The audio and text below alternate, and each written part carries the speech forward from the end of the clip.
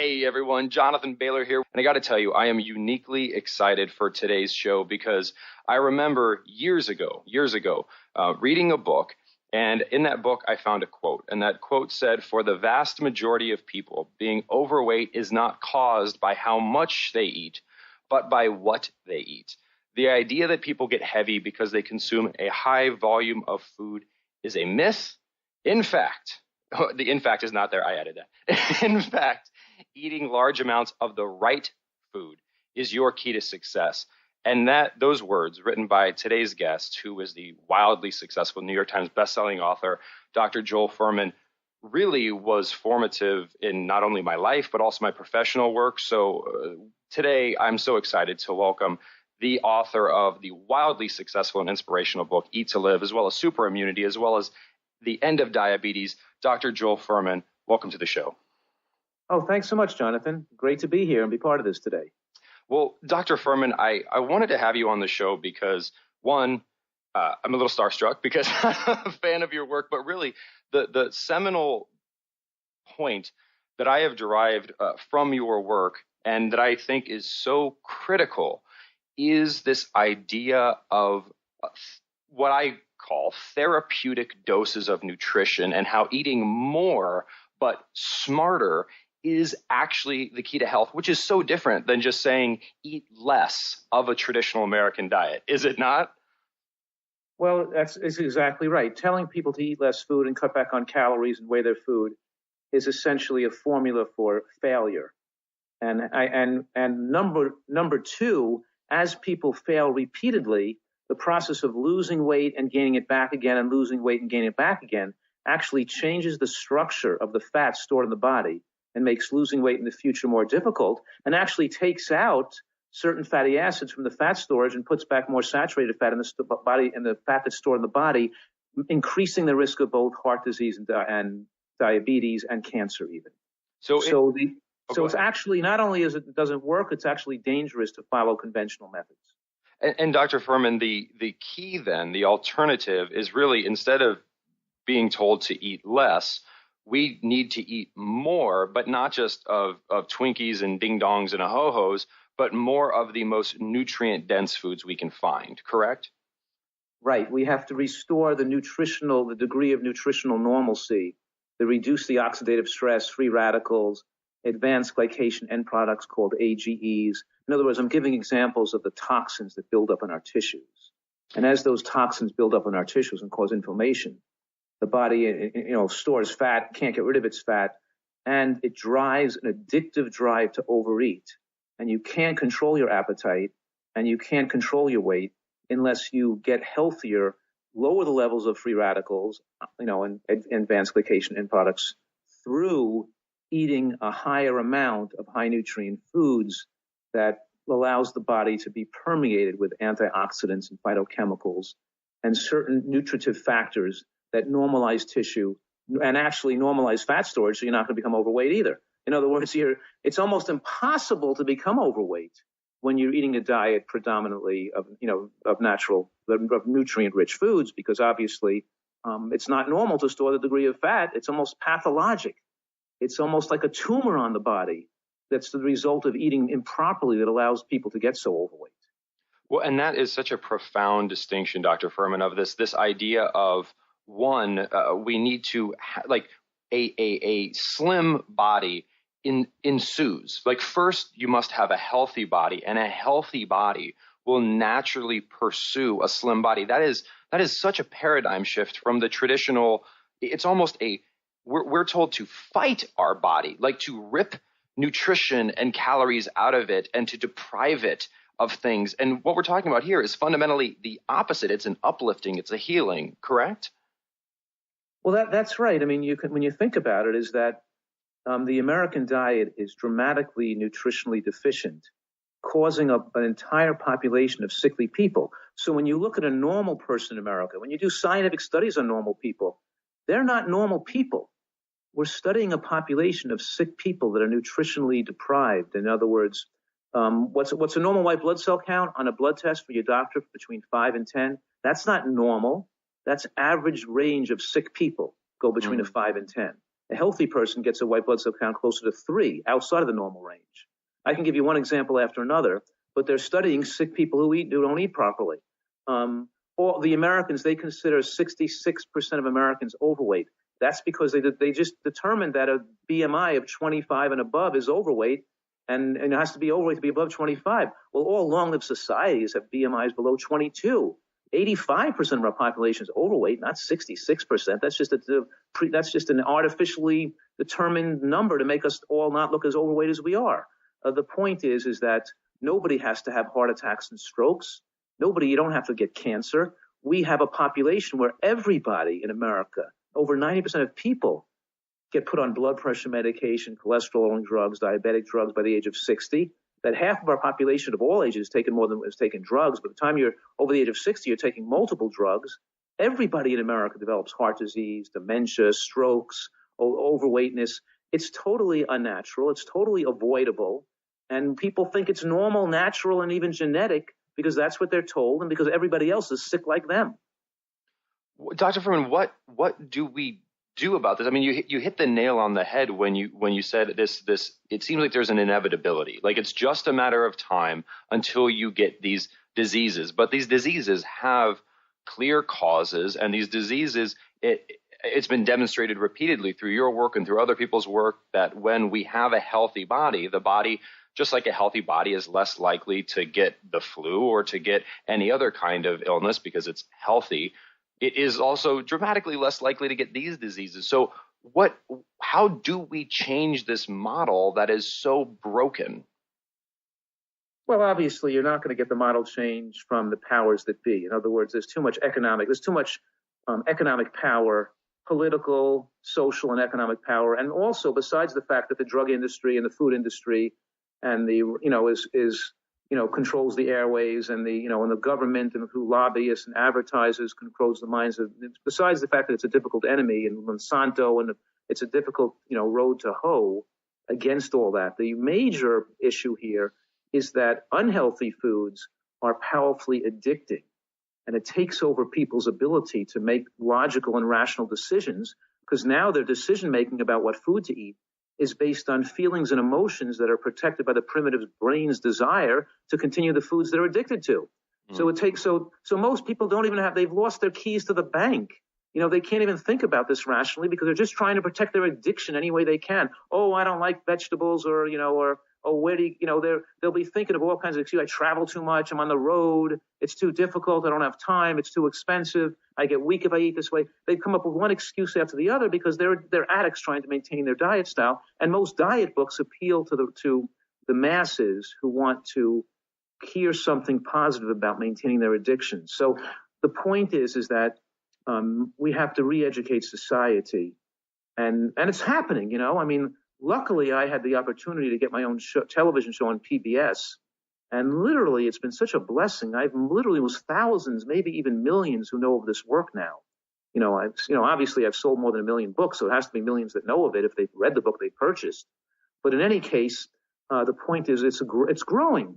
It's definitely growing, but it's not. Obviously, it's not going to take over all of America because the forces of every hospital, every doctor, every drug, all the drugs out there, all the restaurants and fast food restaurants, and the American Heart Association, the American Diabetic Association, the American Cancer Society, they're funded by all by the food industry, by Coca-Cola, by the drug industries. It's very hard for them to come out with an ideal plan either. So, I'm saying that I'm trying to give people straight science without bias, with no commercial influences. And when you do so, it hits a chord in people and it gives people the ability to say, you know what? It's not easy, but it's worth it not to ever have to worry about having a heart attack. And I'm making the radical claim. I actually took this statement a step further than you. You said reduce the risk of these diseases significantly, and I made a more radical statement. I'm saying that nobody has to have a heart attack or a stroke, that we can really knock it out, 99%. Of course, there's going to be the rare person with some, predetermined genetic issue. But the point is that heart disease and strokes should be a very, very rare occurrence, not having half our population die of that stuff. We're talking about nearly wiping this stuff out. So, so I'm saying that the nutritional excellence has tremendous power. And the idea, this myth that, you need willpower of steel and that you have to live your life in deprivation to live life free of disease and at a healthy weight is also a complete ridiculous myth. Your body likes what you get used to. Healthy foods can be made and prepared to taste delicious and gourmet. You don't lose any pleasure in life at all. It's just a knowledge-based program. When you have the knowledge, you have a better life. You enjoy food more. You get more pleasure out of life. You eat as much as you want. You don't want to really stuff yourself to discomfort, and you protect yourself against diseases, and you're not overweight. It really is a win-win-win. I often tell people, Dr. Fuhrman, building off what you just said, is that if you're pursuing health and it's anything less than a delight, the process itself is anything less than a delight, you might be headed down the wrong track, because you might be down that track of just eating less and exercising more and not focusing on quality, but rather focusing on just the reduction of quantity, which, again, it's not enough to just take your hand off the burning stove. You need to then put the hand in a state where it can heal itself, and that's where the nutritional density becomes so important, right? Absolutely. And of course, also, I'm not going to take away the fact that people, that the conventional diet, so high in sugar and so high in salt and other things like that, deadens taste buds. And when the initial phases of changing to eating natural foods, people say, oh, strawberry doesn't taste good, and, vegetables have no, this has no flavor, and, garlic and onion, and, but the point is that taste gets retrained. It does take a little time to retrain your taste buds, but after your taste buds, so I'm not claiming that there's not any temporary loss of pleasure. But once you've retrained your taste buds and gotten your sensitivity of your taste stronger, and it's improving your health of your taste, actually.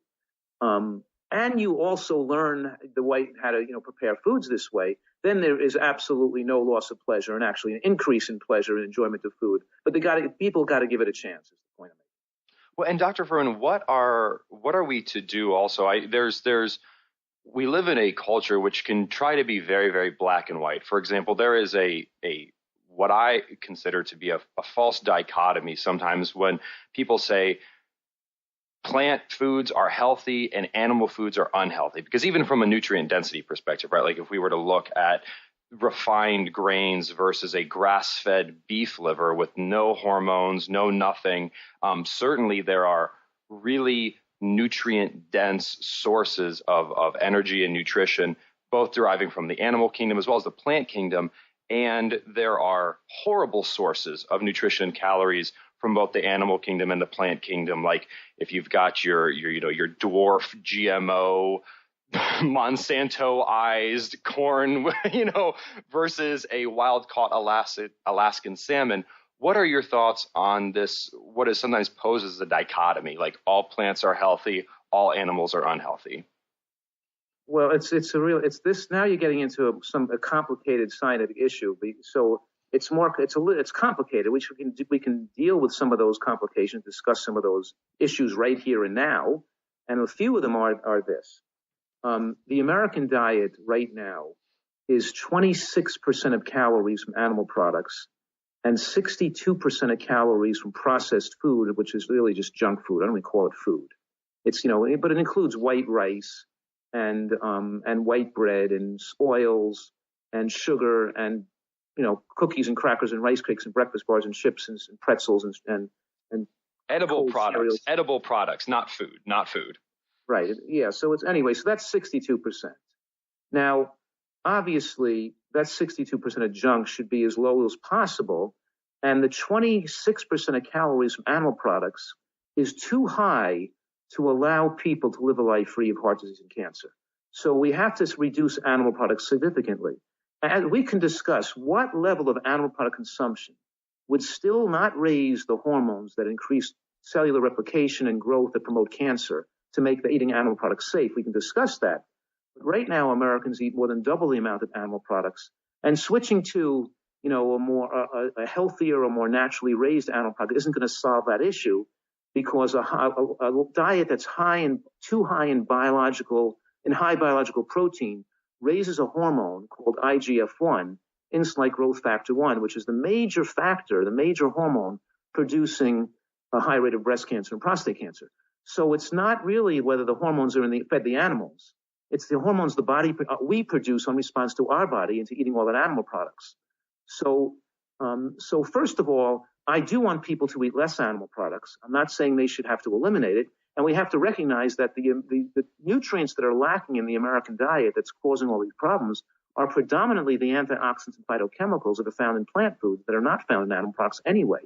So when you knock out processed foods to a very low level or eliminate them, and you reduce animal products significantly, then you enable space in the diet to eat all the plant foods and all the natural high phytochemical and high micronutrient plant foods we need to eat. So even the best raised and the cleanest animal products do not contain those antioxidants and phytochemicals. So we're talking here about a diet like if I could say, are you eating a big salad every day with red onion and tomato on top? And you're making that salad the main dish at one of the meals. Are you eating a big double-sized portion of steamed greens, lightly steamed greens like broccoli, asparagus, artichoke, string beans every day? Are you eating it at least half a cup, but preferably at least a cup of beans every day? They have remarkable effects at longevity and resistant starches and support the growth of good bacteria in the gut. Are you eating at least an ounce or two of nuts and seeds a day, which have dramatic lifespan-enhancing effects? Are you eating at least 3 fresh fruits a day? Are you eating some mushrooms and onions each day, which have dramatic protects against cancer? If you're doing those 6 things I just mentioned, and you're having a small amount of animal products in your diet, then you're probably doing good. But when you're eating all the things you're supposed to be eating, there's not that much room to have all the animal products people are eating. And as that portion of your plate gets larger, you don't have room in your stomach or in your appetite to eat all the healthy variety of foods that are so protective and give you that super immunity to prevent cancer anyway. So I'm saying hormonally here, when you eat processed foods like sugar and white flour and white rice and white potato, even too much of that, it spikes up insulin. And insulin is a hormone that promotes fat growth in the body and proangiogenesis, which means support feeding the fat with more nutrients and oxygen, growth of blood vessels into the fat. When you eat foods like mushrooms and onions and greens and berries, they have anti-angiogenesis factors, which say, no way, Jose, you're not storing and putting fat on my body.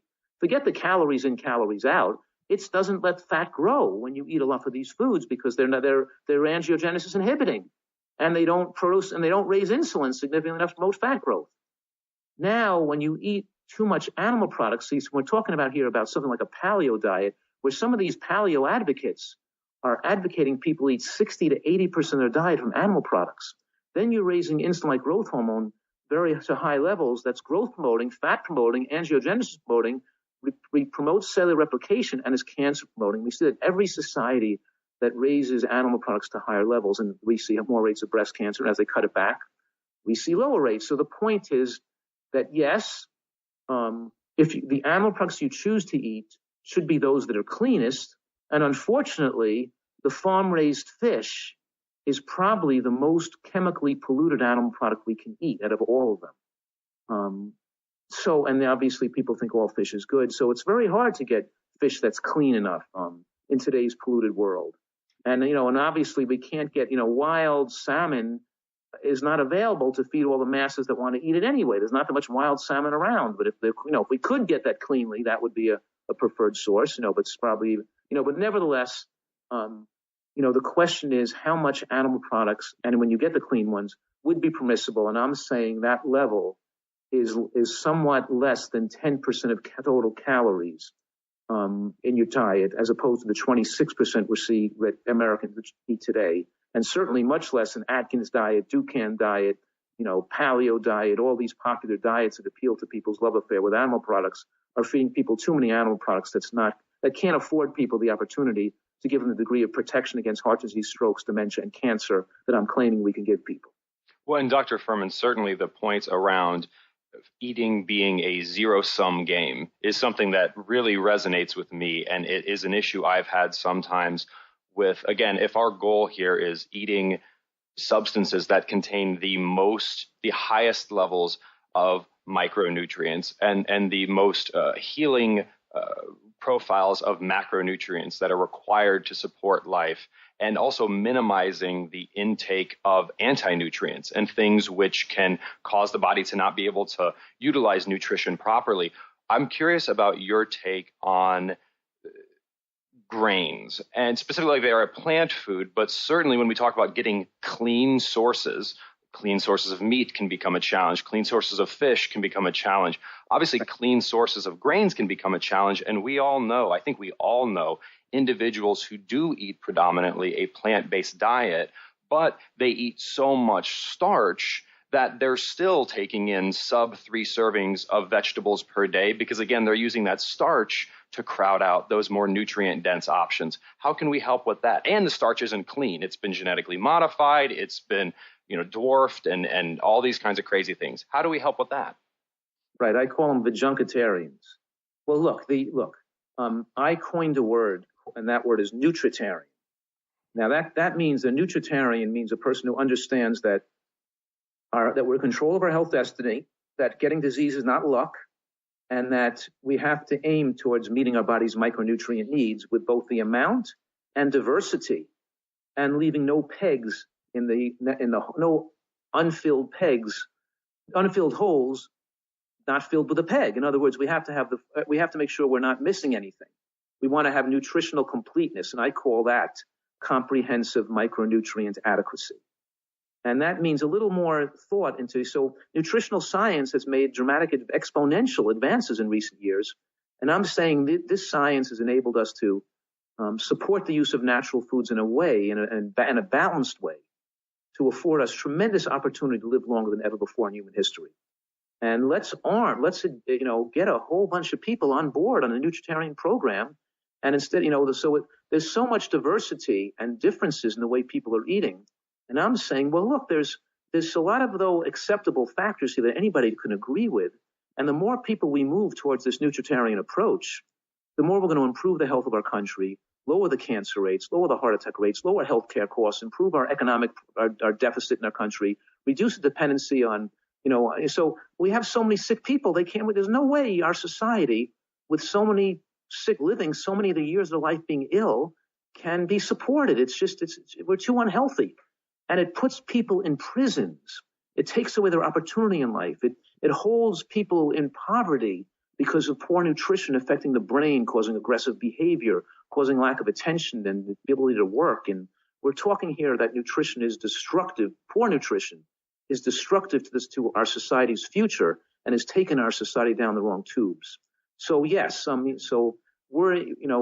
it's good to focus on all this agreement and get people who have these really far out views to pull them back to center. So, because we're all going to benefit from people getting healthier.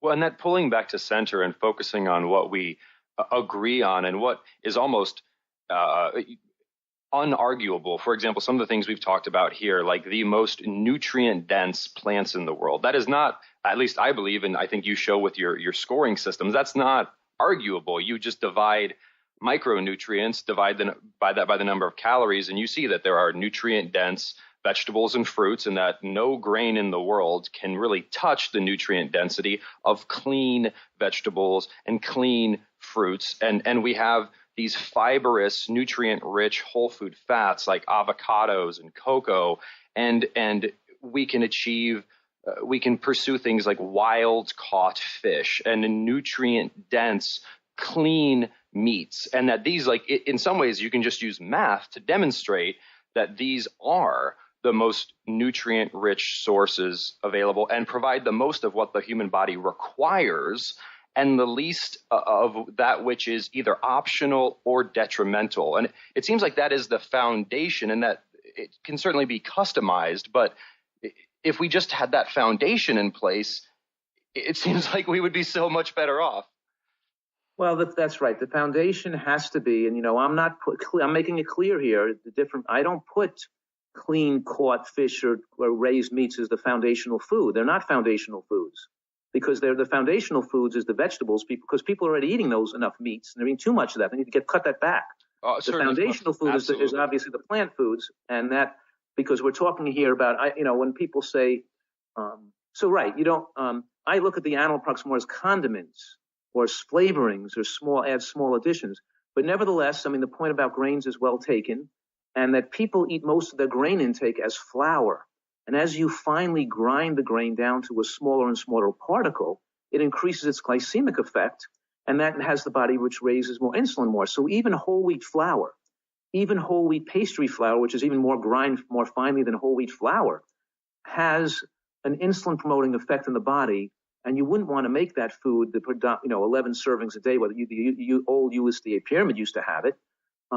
So as the grain becomes more coarsely ground, we're talking about, let's say, a wheat berry, or that's not grain, or like a steel-cut oat as compared to oat flour, or we're talking about so those foods can become an important part of getting calories as well, but they shouldn't form the major source of calories either, because we want people to have nutritional diversity in their diet, and nutritional diversity is fun. And if we follow a primate around the woods with a long-distance telephoto lens, we'll find that the gorillas and chimpanzees and baboons in the woods go after nutritional diversity. They don't just stay at a banana tree, sit down and eat and gorge themselves for hours and hours. They'll go away to a different type of tree and travel a mile down into the forest, eat something else that they can find. But in any case, I'm saying it's, in some respects it's simple, and in other respects, let's use modern science to get, because who knew that mushrooms had all these factors that protect against cancer so powerfully? Who knew that a little bit of mushroom a day could be so powerfully protective, and beneficial? I would never have known that. Or that raw onion, when has these organosulfide compounds that are formed when the cell wall's crushed that blow off when you cook it. If you cook it while it's still whole, you could lose those. So we're talking here about using modern science to enable people to eat a healthier diet that wasn't available to our ancestors. And we could do better than we could, even though, of course, we're talking here that getting back to nature, we're destroying our soils, we got to get back to permaculture and not using so many chemicals, and getting, people have to grow more of their own food, and we got to get back to, but people do have to learn, and they graduate from elementary school, colleges, professional schools, medical schools, and they know nothing about nutrition. The one most important thing that controls your health, how long you're going to live, and whether you rely on medication, have surgeries, get pancreatitis, get gallstones, kidney stones, reflux, constipation, hemorrhoids, your chest cut open, you living in a nursing home where you can't move, and kidney failure, and can't move in a stroke and put in a wheelchair. All this stuff, your life is dependent on how much you know about nutrition. People know nothing about it. It's the most important thing they could possibly learn, and that's and that's what my work does. I'm going to want to educate people with all the information they need to make the right choices in their life, to know the information, to know what they need to know to a higher level of integrity and depth. So, because when you do know all the basis here, you do make the right choices, because the more you know, the easier it is to eat right, because you understand how critical these choices are to your future. Absolutely. Well, and certainly that foundation of 20. I mean, this is what I do personally. I'm upwards of 15 to 20 servings of non-starchy vegetables per day, because that is just, I personally have seen just such radical health benefits to that. And as you mentioned your work, Dr. Fuhrman, there is no question that when it comes to a therapeutic dose of nutrition, it is impossible to do that without the foundation of your diet, meaning the bulk, the sheer mass of the food you're eating has got to be coming from those nutrient-dense plants. And then certainly I think there is a room for interpretation, and I don't want to focus our podcast on that, but I've yet to see a study done on an individual who is eating nutrient-dense across the board, both from plant and animal foods. I think sometimes a lot of the research that is done, we see tainted foods or low quality foods used, and we conflate things. And again, like you said, the junketarian is no good. And if we have a baseline of the nutrient dense plants, because again, that's the only way we're going to get that therapeutic dose of nutrition. And then, I mean, I think there's even an interesting question to be asked around, do we need to be getting those calories from grains, or should we be focusing more on plant fats like avocados? I mean, it's not hard to get calories from fats, as you know, and there's certainly nutrient-dense fats. So, the Seventh-day Adventist studies actually tracked this. They compared for many years, and I think it was 17,000 people in the study, where they had compared vegans who did not eat nuts and seeds against vegans who had more natural fat in their diet by including more nuts and seeds. And they found that those who ate nuts and seeds regularly lived about 8 years longer on the average than vegans who ate a low-fat vegan diet without nuts and seeds. And that those who ate some animal products with nuts and seeds actually lived longer than the vegans who did not eat any nuts and seeds. Did you follow that? Absolutely. There is a, what's the word, certain people who think that all fat is bad and that your diet should be as low in fat as possible. And even avocado and nuts and seeds could be completely excluded from a diet. And that will help your heart, reverse heart disease better, or help some other thing, help you lose weight better. And in reality, those are myths that are potentially, that put you at more risk of certain diseases by putting the fat that low. On the other hand, to disagree with something you said just now as well, is that the studies that, if you look at all the data from many different studies, that there are quite a numerous amount of essentially very well done studies that show that when animal products increase to a higher level in the diet, you start to see the emergence of heart attacks and cancers that are common in the West. The point I'm making here is those studies are not done on commercial animal products. Those studies that were done in more primitive cultures and rural China and Thailand, and some of these studies from worldwide and primitive cultures that are done, and you could use the China study as an example, are done on people who are using, grass-fed or home-raised or natural animals. And as those get too high, we still see the emergence of these diseases. So even though I'm 100% in agreement that our commercial animal products are junk food, that they feed them junk, they feed them, a corn-based diet of GMO corn. They buy spent potato chips and candies from the food manufacturers that have been damaged and can't be packaged for human consumption. They feed them to the animals. They give them antibiotics and hormones. The conventional animal products people are eating is like this. It's disgusting. But I can't believe that people actually put soda in their body either.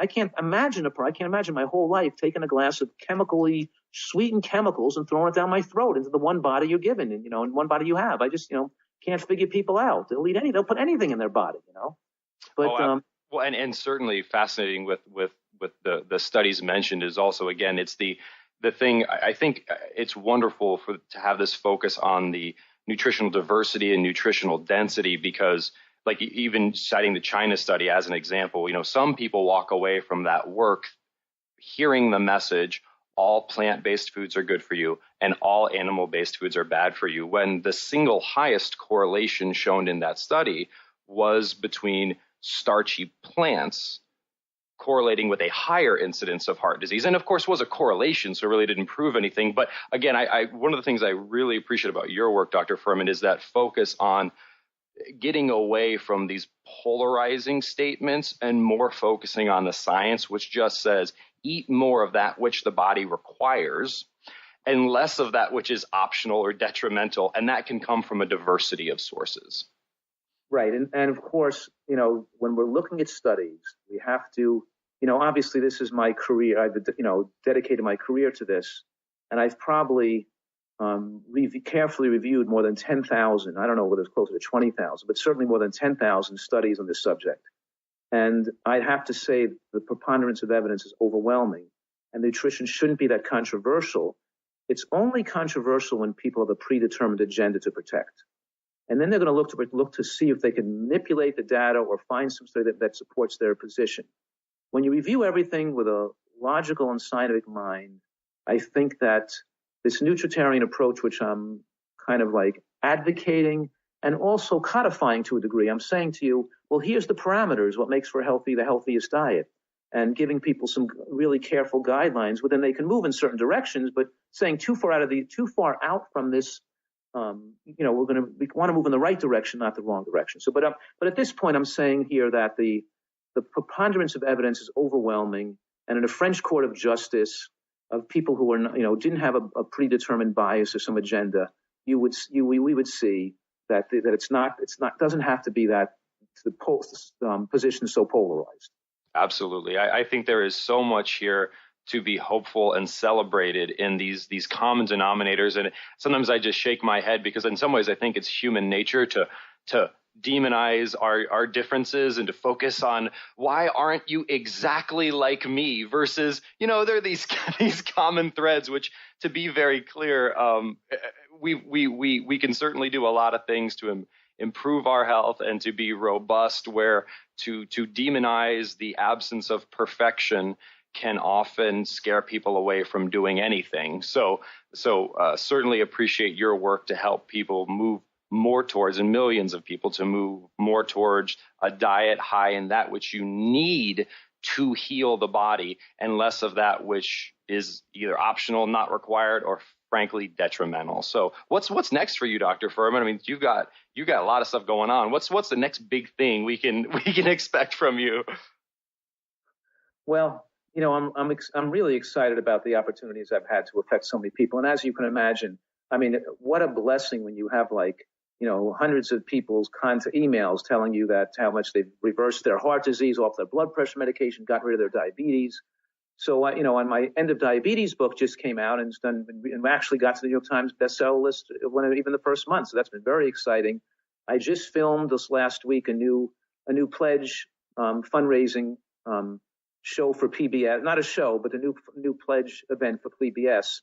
And I'm going to be traveling in June to most of the television stations around the country, being live in the studio with PBS, raising money for their stations. But it gives me the opportunity to get out there with the people and with the public and talk and encourage and motivate them about eating better. So it's really working. So I'm really excited about that. I have the Eat to Live cookbook coming out in September, which is like 180 new recipes that are really gourmet, with a contribution from a lot of world-class chefs that are now nutritarian, who are moved at least part of their careers to the nutritarian community. So I'm just working on a new book, of course, and enjoying the work that I do. It's really been an honor, and I'm honored to and blessed to have the opportunity to work with people and to help improve their health. And if you like you or any person, even a person who uses themselves as a personal example, if they lose weight and get healthy, other people ask them how they did it, and they motivate other people. And if you have a good effect on other people and you have goodwill towards them and motivate, and you help other people motivate themselves to a better life, it makes you feel good, Mm-hmm. Even if it doesn't have to be 1,000 people, it could be a couple of people. But the point is that we're all in this together, and the more people that enlist and become examples of good health, and they can help spread a positive ray of light to people that see them as a role model too. So all these things have really been exciting. And certainly, Dr. Fuhrman, I love the point you make there. I mean, certainly you're doing important work, and frankly, we all have important work to do. And by feeding our bodies in a way that is just rich in nutrition, that enables us to do a level of important work that we never would be able to do if we didn't have that level of nutritional support. So it really is a virtuous cycle, and I appreciate all the work you've done to help perpetuate and in some ways instigate that cycle. So thank you so much.